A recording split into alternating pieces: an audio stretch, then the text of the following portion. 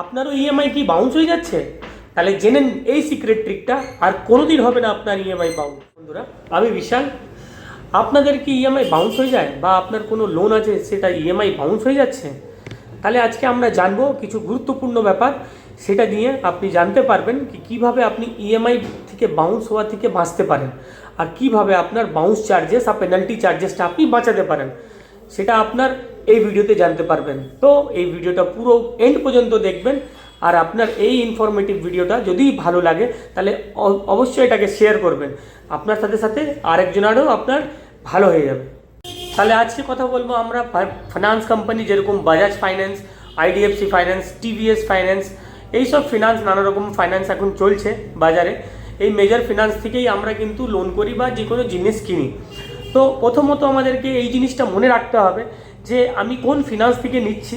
যখন কোনো কাস্টমার বা কোনো লোক আপনি ফিনান্স করতে যাচ্ছেন, তো আপনাকে দোকানদার থেকে জিজ্ঞেস করে নিতে হবে কি আমার কোন ফাইন্যান্সের লোনটা হলো। দেয়ার আফটার আপনাকে এই জিনিসটাও মনে রাখতে হবে কি সেই ইএমআই এর ডেটটা কী, সেই ডেটটা আপনার ক্যালেন্ডারের মধ্যে সেভ করে নিতে হবে।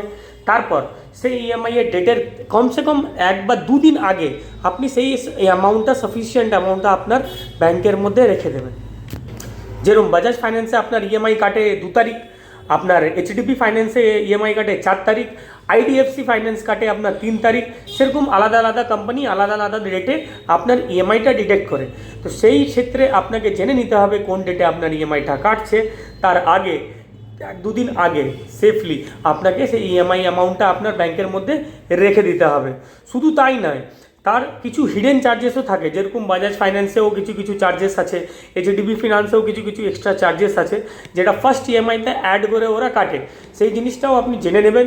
সেটার সাথে সাথে আপনি ইএমআই অ্যামাউন্টটা মিলিয়েই আপনি সাফিসিয়েন্ট অ্যামাউন্টটা ব্যাংকের মধ্যে রাখবেন।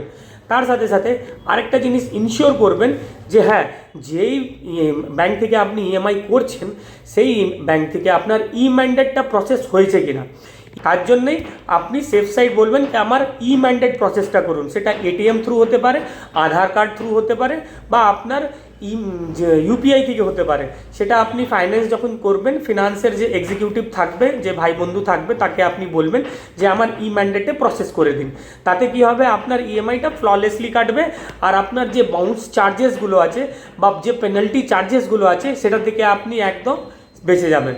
নট অনলি দিস, আপনি যখনই ইএমআইটা যখন আপনার কেটে নিচ্ছে, দেখবেন যখন আপনার ইএমআইটা বাউন্স হচ্ছে তখন দেখবেন ব্যাংক একরকম চার্জ কাটছে, তার সাথে সাথে ফিনান্স কোম্পানিও চার্জ কাটছে। তাহলে দেখবেন একটা মোটা অ্যামাউন্ট আপনার ফাইনের মধ্যে শুধু শুধু চলে যায়।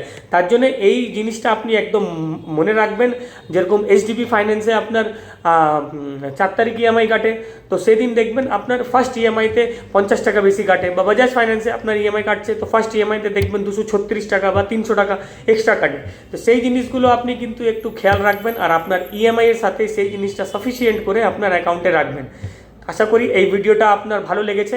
আর যদি ভিডিওটা ভালো লেগে থাকে তাহলে একটা লাইক করে দিন আর শেয়ার করে দিন।